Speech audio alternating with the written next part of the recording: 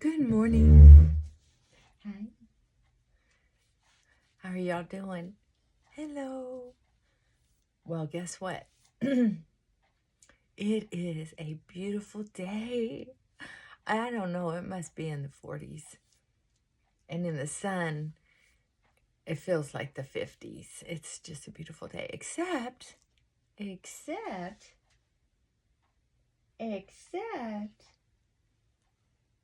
there's mud everywhere. The snow is melting.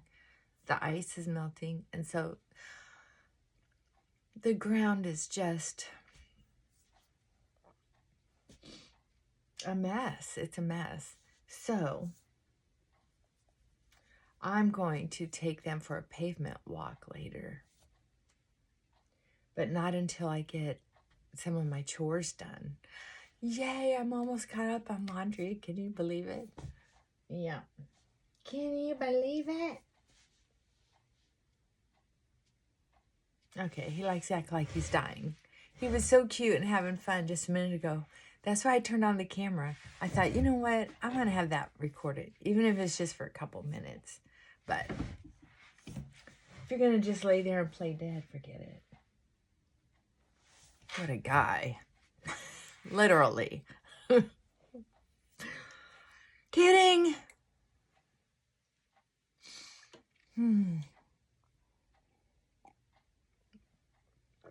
So, here we go. Let's put some Bondo on this face. And I put on my fleece lounger. And it is so comfortable. I'm considering putting on my Uggs and taking them for a walk while I'm wearing this. Because I don't think I'd ever be a nudist, but I like wearing dresses, free flowing clothes, and baggy stuff if it's the right fabric. So, pretty excited about that. I'll probably change. I think my neighbors will think, what's she doing wearing her PJs? Yeah, who cares? It's so beautiful out. It is.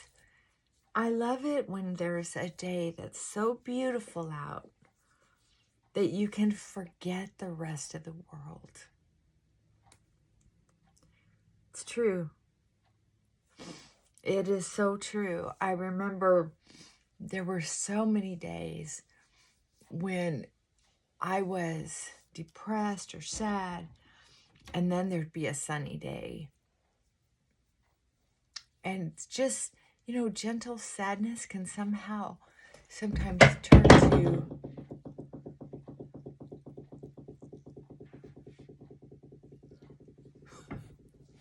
hey, noisy boy. Hey, noisy boy.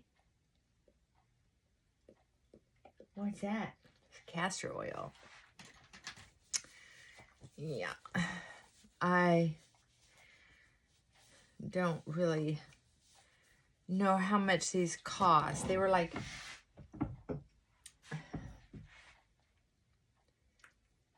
$10, $20. I don't know how much they cost, but they're either supposed to be a real animal's bone or one that's very similar to it.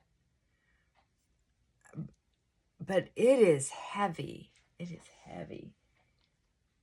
And somehow he gets it in his little mouth and puts it up here. And when it falls on this wood floor, it just makes a noise. Okay, so Vanessa asked me a question about what was I doing. I think the question was, what was I doing when I was around 45? Well,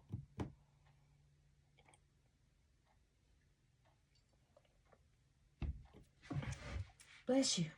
I don't remember exactly. Watch his nose. I need to put on some makeup. And it's easier for me to talk to somebody. So I can see myself in the phone. So it kind of reminds me that there's a human on the other side somewhere. Even if it's just for a second. Let me think about 45. I've been trying to think about it. And I can tell you that my life has been so busy. When I think I was going through a divorce right about then. 43, 42, 43, 44, something like that. And what I was doing was I was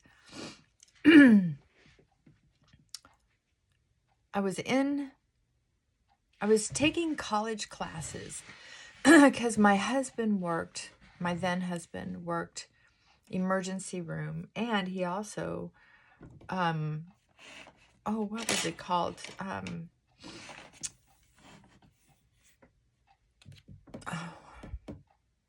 Ergonomics was a big thing back then. And so he would travel to different large, prominent companies and show them different ways to use their body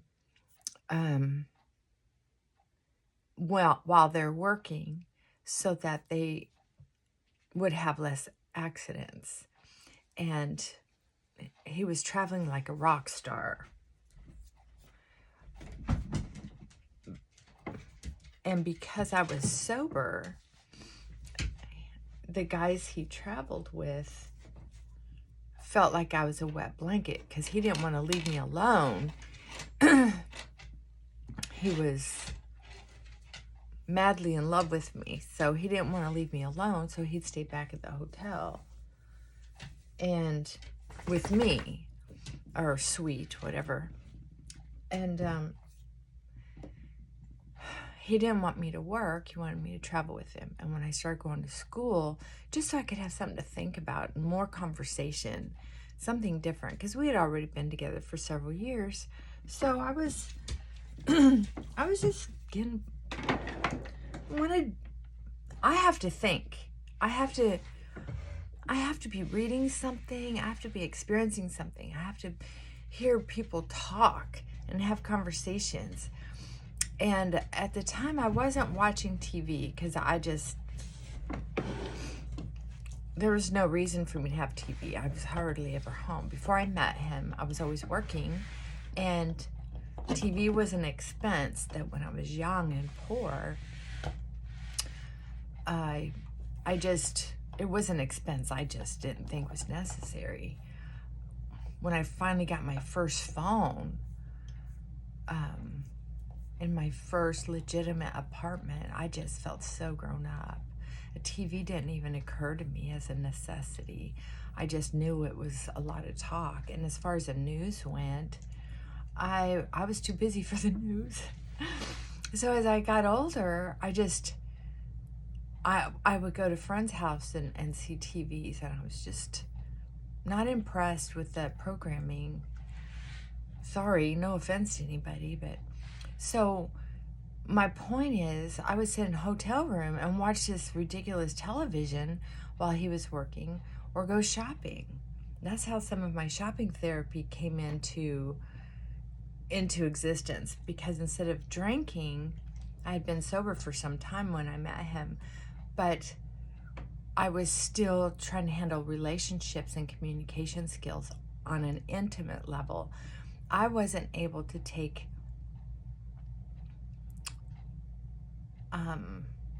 the things I was learning and teaching and integrate it into the most stressful relationships for me, which were intimate, because my intimacy relationships were just so screwed up that the freeze was a real thing. Flight or freeze was a real thing. Fight, flight, or freeze was a real thing. Well, you got it. Okay. So I had started feeling so much tension back and forth in my head that I was keeping him from his friends. His friends were talking to him about what a stiff his wife was, how boring it was, because really he could be the life of the party. People loved hanging out with him. He was sort of a cross between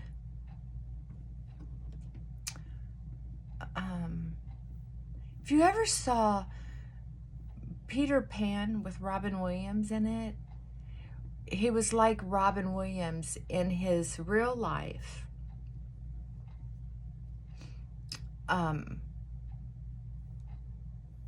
Or not in Robin Williams' real life, but in the adult man's life in that movie.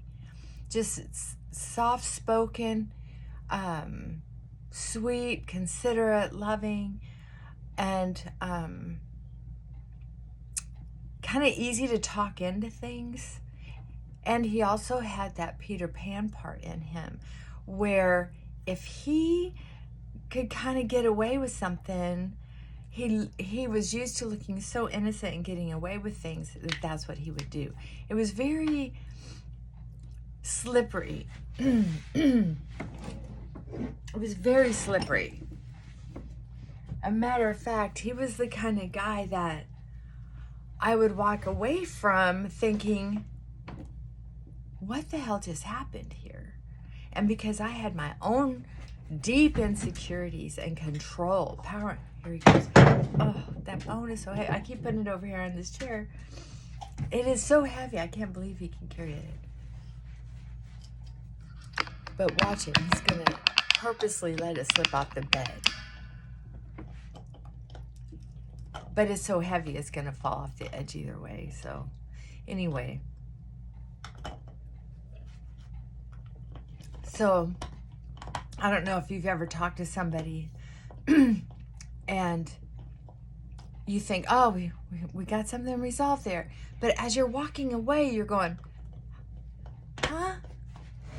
I would just walk away from him and go, huh, that was weird. And just keep on walking because I didn't know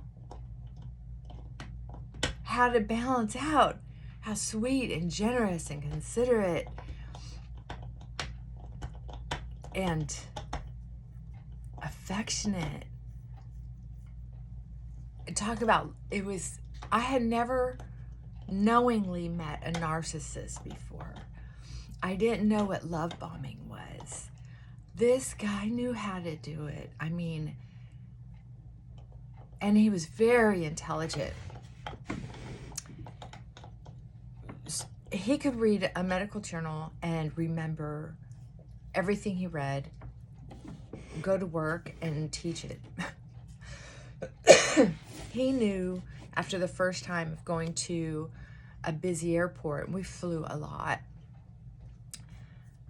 he knew how to go to a busy airport, and the next time we went, he'd know the shortcuts on how to get in and out. He would, if there was something to research, he would do it just because it might come in handy someday. We would take trips in the car, and if it weren't for confusion and questions and just communication issues and my insecurities, they would have been the perfect vacations because he knew how to research things. He knew how to get in and out. It always felt safe with him, except that I always was in this perpetual feeling of, why doesn't this feel right? And I was really caught right around, and I'm going to tell you, like right around 45, I also was learning something about, and it may have been some of the women I was meeting in Alcoholics Anonymous in some of my meetings. And at the time I was out in the state of Washington. The reason why that's important is because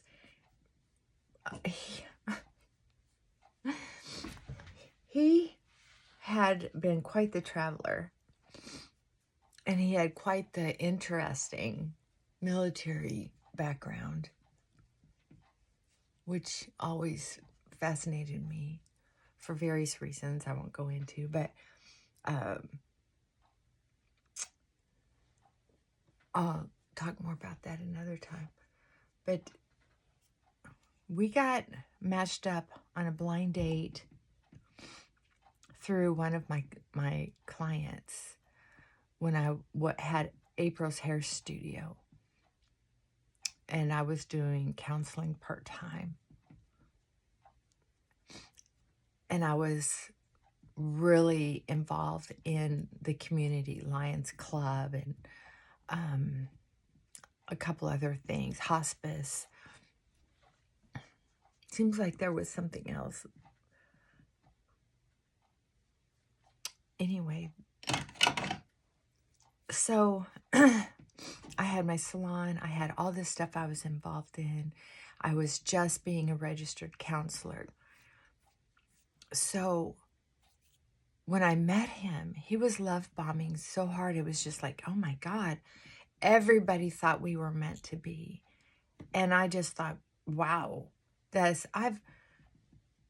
it was my first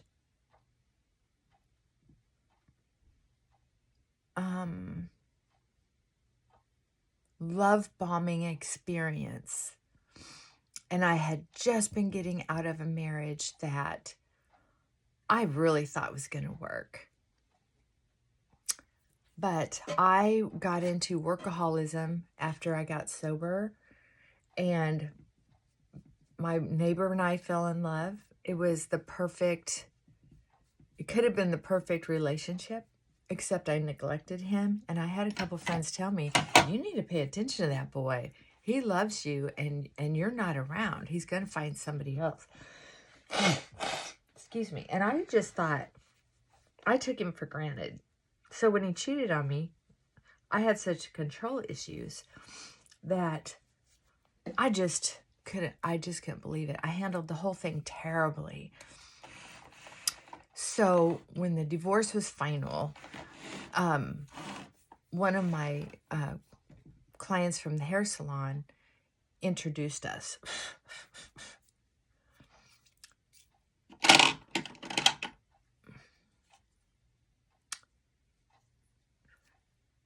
And I was overwhelmed with words and deeds. Wow. I mean, just, I had never experienced anything like it. Up till then, I was from a small town and like 30,000 people. And it was a college town. So a lot of that was college population that were coming and going all the time. So I didn't really count them, and I was sort of the boss of me, right? But when I met him, he was all consuming. Well, I was impressed by it. What can I say? But I mean, and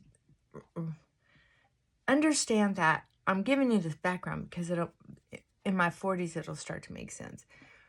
When I was first starting this business of therapy, being a counselor, personality disorders were really just starting to be in the spotlight. So bipolar, borderline, and I hadn't even heard of narcissism yet, were the words. And Prozac and Serotryptylin, or what was it called back then? Zoloft. There was Prozac. I mean, there was even a book, but Prozac was only out for like a couple years, and there was already a book about it. It was all just... So I didn't know anything about... I mean, if I saw love bombing today, I would recognize it, right?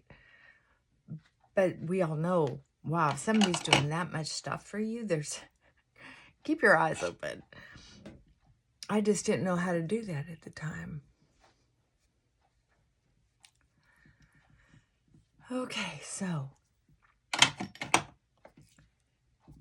the big deal is he convinced me to pack up everything and move with him to his new job out on the West Coast, the Portland, Oregon area. I agreed because I was hypnotized. And even when one of my trusted friends said, "Are you in love with him?" I was like, she heard it and I heard it. Yeah, I mean, yeah. And she was trying to tell me, you're giving up your friends, your hometown, your 2 businesses, all of your volunteer work to move somewhere where you have nothing and no one. You've known this guy for 6 months. That was true. 6, 7 months, 8 months. I mean, he even gave me a diamond ring that had 3 stones on each side at our 6-month anniversary. The 6 stones were how much time we spent together, and the middle stone was how much our love had grown together. I was love bombed. And it didn't hurt that he was handsome. He was fit. He was so multifaceted. Emergency room practitioner. I forgot what martial arts he was in. He was traveling like a rock star around the world with this other company for this ergonomics company.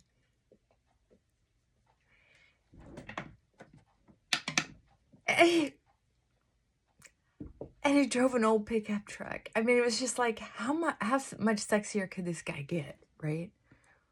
He was making some money. He was always buying me something that somehow he knew I wanted. Part of it was when we would go for a walk. Galesburg, Illinois is such a walkable town. It's just, if you ever go there, it's in Illinois, so I don't know what it's like now. I mean, Illinois now, I can't even imagine what's left there. I love that town the way I remember it. I just don't know what it's like now, so just telling you that if you go. But at the time, one of my best friends had a cafe there that I ate at every day. I had little resale shops along Main Street that I would go take my breaks and go buy little trinkets or get good deals with, because we have a very wealthy community in Galesburg as well as well-balanced diversity. A lot of LGBTQ or LGBT community there. And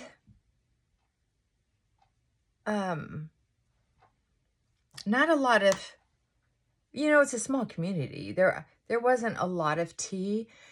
Some of that would have been more high school teenagers exploring, but not sticking with it. They were just being rebellious. No biggie.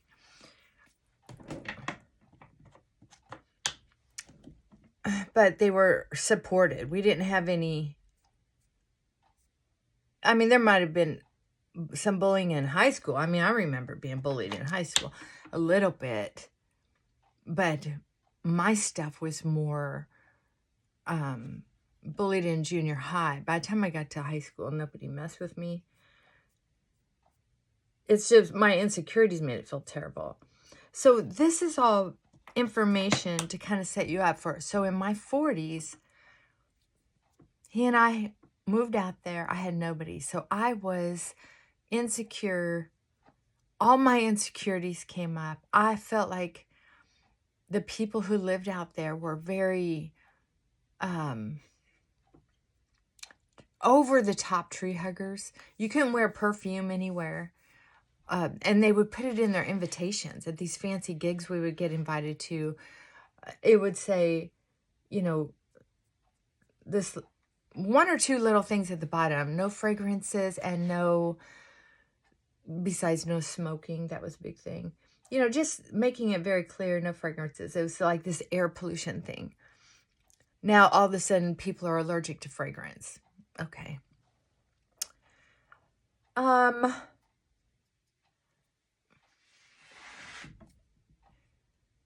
I was very bored, and he had really upsold that area about how much it had to offer. Well, when we came in, I came in on, I think it was the Willamette Highway. It was along the, I think, I'm not sure, but I do remember thinking, how this sea of lights I'd never seen before. It was city lights, and it was just this. It was like the stars, but it was on the ground, and I had this cognitive dissonance. Like that didn't make sense, and all of a sudden I'm like almost convulsing, getting nauseous, like I needed to throw up, and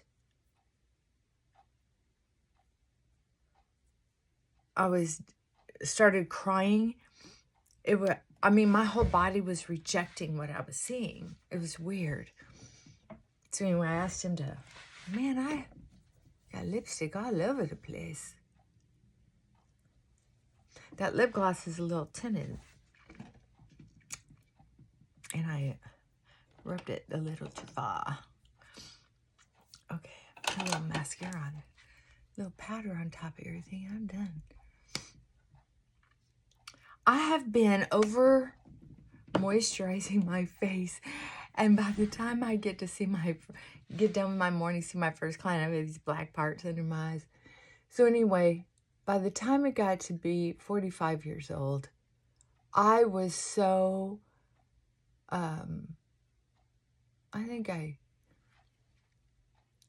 had realized that he was miserable. His friends were constantly on him. It's kind of like someone traveling around with they're the lead singer of a rock and roll band, and the whole band is getting stoned all the time and partying and womanizing, and the star of the show is getting tugged on all the time. Everywhere he went, there were women throwing themselves at his feet. Literally, I'm not kidding. Because I was his stay-at-home wife and secretary. So I was getting these calls from these women saying, oh, I met him at this seminar, and I just wanted to leave a message with my name and phone number and tell him how nice it was to meet him, and he can call me anytime. And I'm just like, oh, blah, blah, blah, okay. And then one particular woman was very adamant about how grateful she was that they went to karaoke, and somebody spilled something on her shirt, and he took his shirt off right there and gave it to her, and she had the shirt cleaned and wanted to mail it to him, even though he told her, no, you keep it. You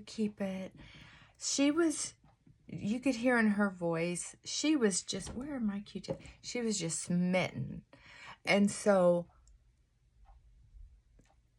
here I was. I had been bored with my life because there were no new conversations. There were no new situations that were intellectually stimulating for me.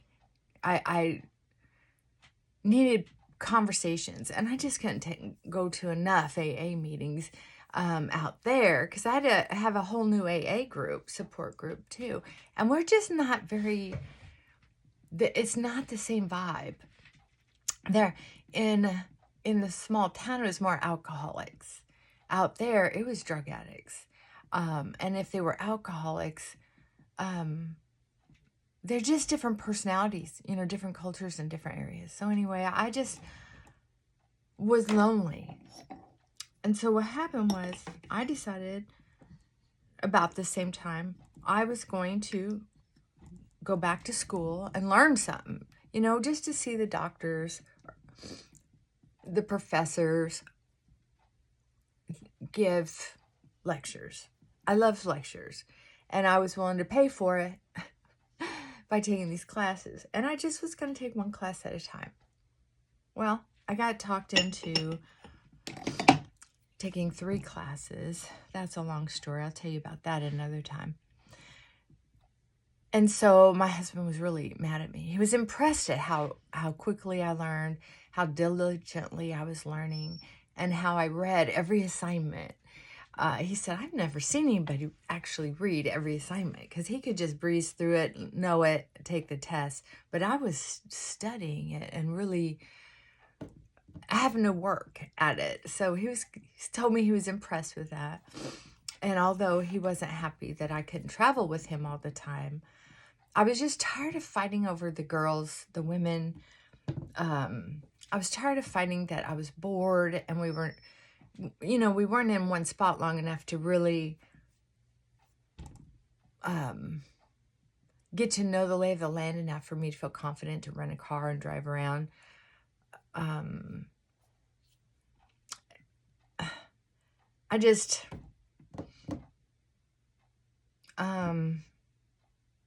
The shine and sparkle was wearing off, and I wanted to settle down. And so one of his travel buddies, one of the stars, got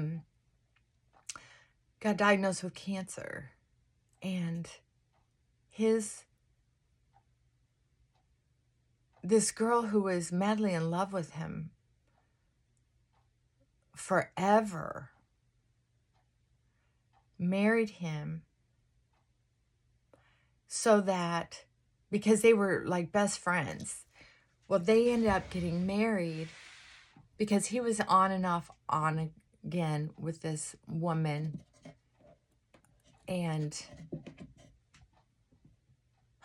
I remember, he was on again, off again with this woman. They were always fighting. Well, just after he got diagnosed, they decided that she wanted to have a child, and she had to be married to be able to get a child. And she talked him into helping her do that, because back then you couldn't adopt a kid very easily without being a married couple. So he did that for her. Meanwhile, he was in love with his secretary. He was finally getting to where they were together. Broke her heart. So as he's dying of cancer,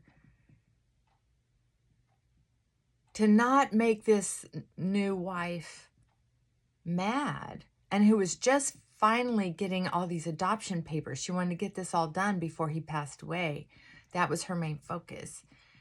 She didn't mind if the friends from work came and visited her husband. Well, my husband would go and take the secretary buddy up to go, and he would keep the wife busy while she had a sweet visit with her love. And she understood why he did what he did, but it was hard for him to pass away not being married to the woman he loved. Just right off, seriously, my brain was so overwhelmed with love bombing and drama that the more stuff that was going on that I had no control over, the more I worked. So now I'm in school going from one class at a time for a while to taking 3 classes at once. And while I was at these 3 classes, I met one woman who was getting some CEUs for her counseling license. And she was putting together the first inpatient deaf addiction center. Deaf addiction center. And she needed an office manager. Because they bought this property with a house on it, and it had to be remodeled. It had once, at one time, been some bedrooms. Maybe it had been a nursing home or a assisted living, but it needed to be re-outfitted and the floor plan redone. So I would be a liaison sort of through the company and the contractors and help get the office area set up. So I was doing that. Plus I had met another therapist who I really admired and started doing therapy with her. So I was pretty busy. Long story, a little shorter, when I found out my then husband was cheating on me, and he finally admitted that he had fallen in love with his dying friend's wife because of all the time they were spending together, I was like, I give.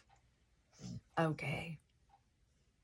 So now I was making a check from the Deaf Addiction Center. Oh my God. I don't remember how much I was making. But as the company got off the ground, I was then being a counselor milieu there, taking inpatients, clients to their different doctor's appointments. And I didn't know ASL fluently, but I was learning and doing pretty well. And my boss that was there full time was gone a lot, but when she was there, the workers and the patients treated me like I was the boss, and there started being this friction. And she started this picking on me on lots of little things. And one day we were in the kitchen, and she said, "You put the bananas with the tomatoes. The bananas are going to rot too fast." And the way she said it and the way she came across, I was just like, why are you doing this? So anyway, it turned into this yelling match, I guess I would call it. She yelled louder than I did. Nobody heard it though, of course. But they could tell by our faces that something was wrong. It was embarrassing. So anyway, I quit or got fired. I'll be honest with you, I don't even remember now. But she tried to hire me back, but she and I, before I started working with her, had been friends. That's why she hired me. It's because she thought it would be so easy to work with. Well, I had been this route before where I'm mistaken for a boss or the lead or whatever. And once that happens, I've never experienced it going back to normal. It's one of the reasons I've decided to have my own businesses. It just makes more sense for my personality. I've been shopping and I'm always going, "Are you the manager or do you work here?" I just always present, I guess, in a way that people approach me and think that I know something. I don't know. Anyway, so then here I am in my mid-40s with no savings account. I had just lost all of my investments in the realty dump So I was feeling physically sick from losing all that money. I had no safety net, no family. I mean, I had no family, no prospects. I had a bicycle. I was riding back and forth to work. I had a car, little RX-7 convertible. I was paying rent on this house that it was in the bicycle area, and I had what was it? I had rejoined the Air National Guard, so I had that part-time job. I was in a tough spot and didn't know what I was going to do about money. I was physically sick from the stress. And at the base, I had been talking about what was going on during a weekend drill, and they talked me into working out there part-time or temporary, like a temporary position, full-time work, but temporary position, which eventually turned into a full-time job, which paid pretty good, and it had benefits. Yeah. And then I started working at an inpatient adolescent male detention center, criminal boys, and I was working third shift there so that I could make some extra money. That was a very low-paying job because you just did some cleaning and kept an eye on things, and you were there to assist.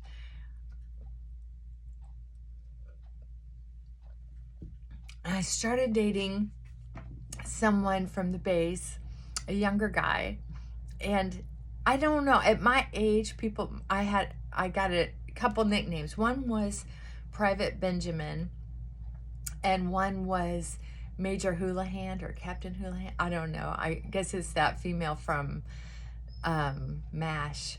Because here I show up a little older, and I guess they thought I was cute in my uniform. A lot of visitors I was working in the warehouse, actually, for many years. So I had those two jobs going on, day and night, and going to school. I wasn't in any kind of online school. So I was about to put my schooling on hold. No, I was in school. I must have been going to later in the day. So it was work during the day, classes, and then at night, this basically, I call it security job. And each job, school was a lot because it was psychology classes and about addictions. So I was working towards my master's in addiction studies. And those boys, oh my God, there was always something going on. Trying to break out, trying to scheme, trying to get drug. It was a nightmare all the time. If it was going too good, you knew something was going on. Those teenage brains, that's what they would do. They didn't know how to just be normal and then act out. They would be good and then act out. Very manipulative. All those little shit. And then at work, we had the Iraq going on. We had the hurricane in New Orleans. So we were busy all the time, and I was putting in extra hours. Thank God, I had a lot of guys at the base who were chipping in and helping me. They'd go check on my dog. Oh, and I had my first dog. That dog's a long story. I'll tell you about that sweetheart too. And I had so much help by these various guys, and I didn't have to be loyal to any of them, and I wasn't sleeping with any of them. It was just a hectic, hard several years. around 45. And when I graduated to a permanent full-time job at the base, I quit working at the detention center. I was just too exhausted. So thank God I got permanent, which meant I got money increase and I got full benefits, insurance and stuff like that. And I worked that while I went to school for another couple years. I was on a self-improvement. The job I had was in a warehouse. It was like one of the biggest Air Force fighter jet bases. We had very few warehouses that big that I've seen for fighter jets. So it was a lot of fun to work in for a while. And I got all that positive attention from the guys. It was very nice. If I had been as mature as I am now, back then, which I wasn't, I was still reeling from my divorce and the move and losing my money and working so hard. And then the beautiful, cute little Tudor house I was living in, it had been infested with mice. So I had to move from there. And then I had to move somewhere else. And I had to be able to take my dog. And so there was this bidding war on property. And so I got an apartment. And they were turning them into condos. And they were remodeling the block out front of the condos. Turns out it ended up going from this drug-infested, needles everywhere, beautiful Saturday market, movies in the park, a band every month, and it was heaven on one hand, and on the other hand it was just like one thing after another. Oh, it was busy. It just seemed like everything was in flux, and I never did have stability in my life where it was just smooth, where it was just until now, until this last. I'm finally used to my life. In the 40s, I wasn't used to things going well. I wasn't used to getting all that help without feeling like I owed something. So I was angry and agitated almost the whole time. And I felt, when I was having a good day, it was when I would get off work, load up my dog in a bag, and go driving on the open highway and go explore somewhere, stay at a hotel, and then come back when the weekend was over. I would go to different women's conferences that were affiliated with AA, and so I had some AA friends. That was fun. That's when I would relax. But I was weirdly lonely, but didn't want to spend time with anybody, if that makes any sense. Excuse me. So I was preparing to, always preparing to be ready for the other shoe to drop. That's where I was. I was in a lot of anxiety. It was the first time that I started planning moving across country for the first time, not for a guy, but for furthering my education. So I started planning on moving to Minnesota to be able to go to Hazleton graduate school for addiction studies. And that excited me. It gave me that carrot to hold on to. So there were some supposedly broken hearts left behind. I started dating a couple younger men. They were wonderful. And someone around my age, and he was wonderful, but oh my God, I didn't know how to handle those relationships, or I didn't know how to pick one. And there was always something that just wasn't right with each one. And looking back now, it's because I didn't know how to settle down. I wanted to, but didn't know how. And I couldn't figure that truth out. So, yeah, around 45, lots of anxiety, but lots of action. Moving, shaking. Oh, and I also had a car breakdown. Bought the truck of my dreams at the time. It was used, and because my RX-7 broke down.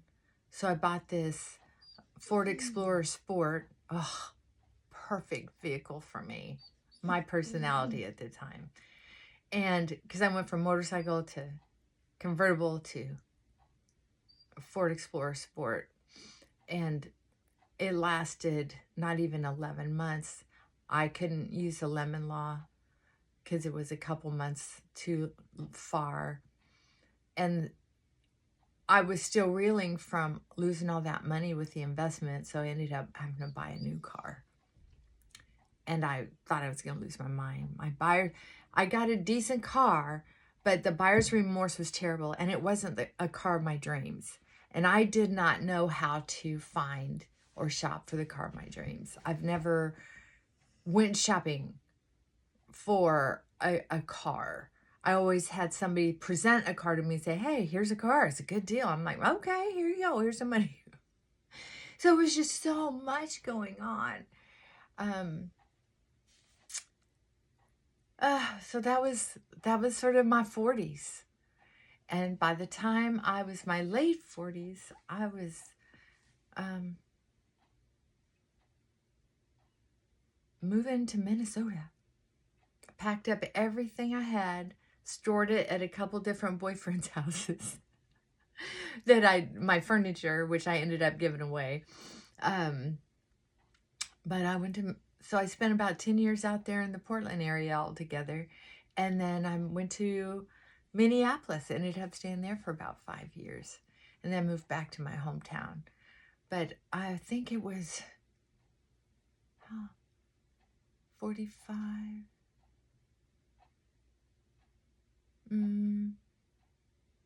Maybe that was 40. That might have been when I actually moved to Minnesota. Right in there too, and started school. It was 20 below for at least 30 days the first month I was there. That's a true story.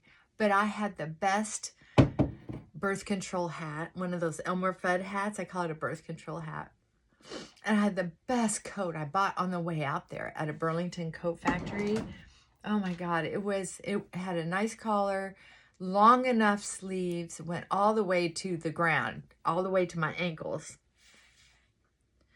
It was the perfect coat. It was like a invitation Sherpa. Oh my God, it was classy, warm. I could move in it. And I also had a pair of Ugg boots that came clear up to the knees. So I could go in and out, and a nice cozy scarf. So I could go in and out. And the only thing exposed was my face, a small part of my face. And the sun was so intense compared to Portland that was always a gray mist. Not always, but most of the time. So I got out there and it was that freaking cold, but it was so sunny. The snow would sparkle like ice, like diamonds. And I was renting a room to go to school out there. I was renting a room at a buffalo ranch that had a restaurant and cheese factory on it. I was in heaven. So I'd walk in past the lady at the entry desk every day with this big face frozen into a smile. And she'd say, oh, you always walk in with the nicest smile. And I'd say, it's frozen here. I can't unsmile. Even though I am very happy. I'm waiting for my face to thaw. It was hilarious. So it was probably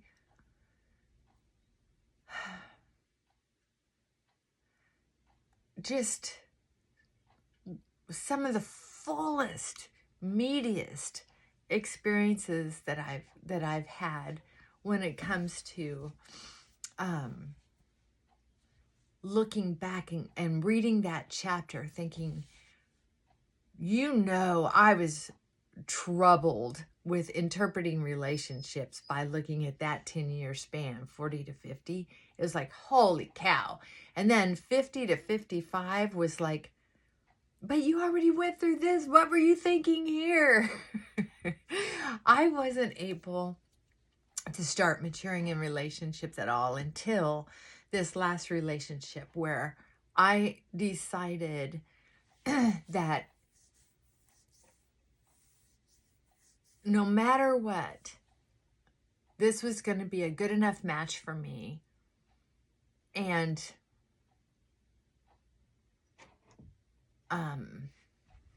I was going to take the old-fashioned marriage vows seriously.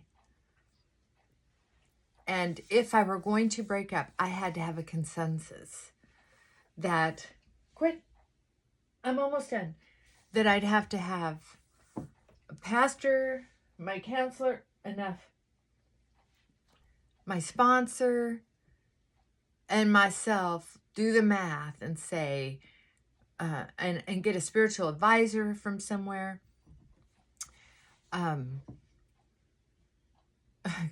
to say, you're reading this right, you have to get out. But with COVID, with trauma and chronic pain and this and that, I feel like I have finally, thank God, got to a place where I like being settled down. My favorite part of life right now that I wish I had learned from my 40s, was that it's safe, it's okay to be at home and not want to travel. It's okay to not want to get yet another master's degree or doctorate's degree. It's okay that I'm not Dr. April.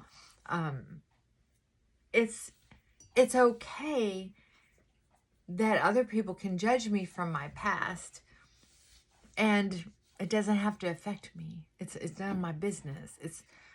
It's okay to stay in a marriage that may not be perfect by any means, but it's good enough. It's good enough. Because the excitement I would get out there with someone else, I just don't think that it's necessary. Look at that doll.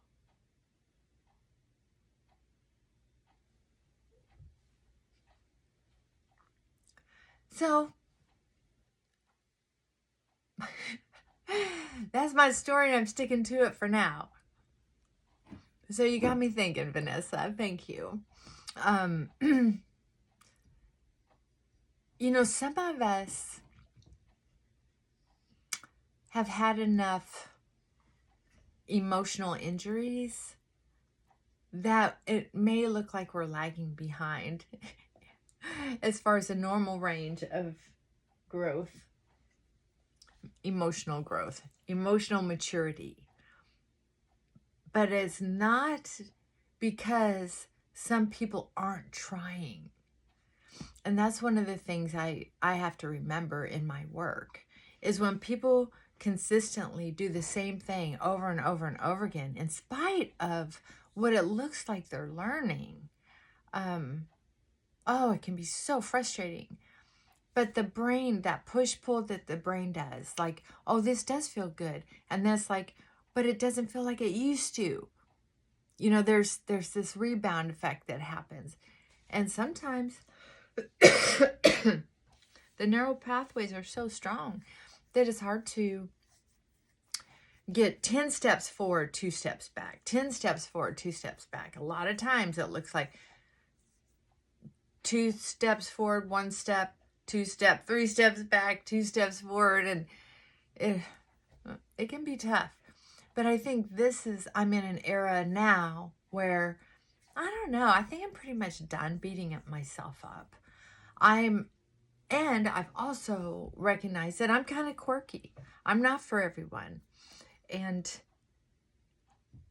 I'm going to survive if I don't have, 500 best friends.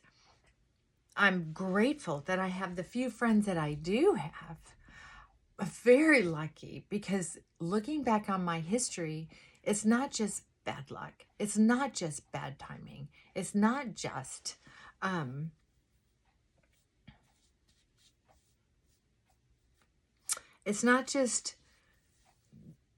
them judging me harshly. I'm quirky. I don't know if I'd be able to be friends with me. That's the truth.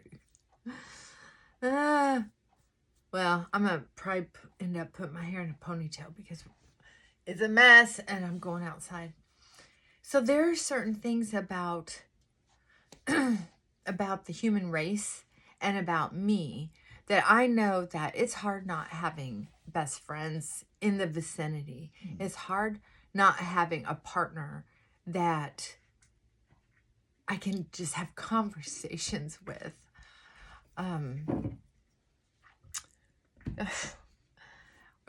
Go out on a date night with. It's you at some point you just have to accept this is, the poor guy would do better if he could. I mean, if you're crippled up, what can you do? So it's nice to be able to just exhale and think, well, I may not have this, this, and this, but I have all of this. I have a safe home in a safe neighborhood in a relatively safe state as far as politics goes for me, what little I know about it. And stop. I have an irritating dog that I love. He likes to lick to soothe himself when I'm ignoring him and talking to the camera. I know. It's stressful, baby. I know. So, what is that? What is that? What is that? You want to go get it? Go find. No, he's not into it. Okay. And when the weather's good, I've got a yard I can spend my money on and get dirty. Good boy. Good boy. Yep, 45s. 45 era. 40 to 50. That was a crazy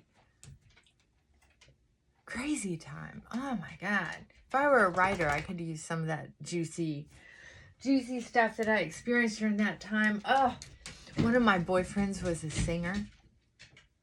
We met on one of my road trips. And come on. And I stopped by this country western bar and went in because I like country music. So I decided to go in, and it was a pretty good band. And he was a doorman there, and I had my drink.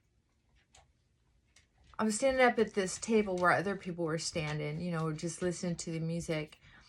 And I think he took my drink because he thought I was done.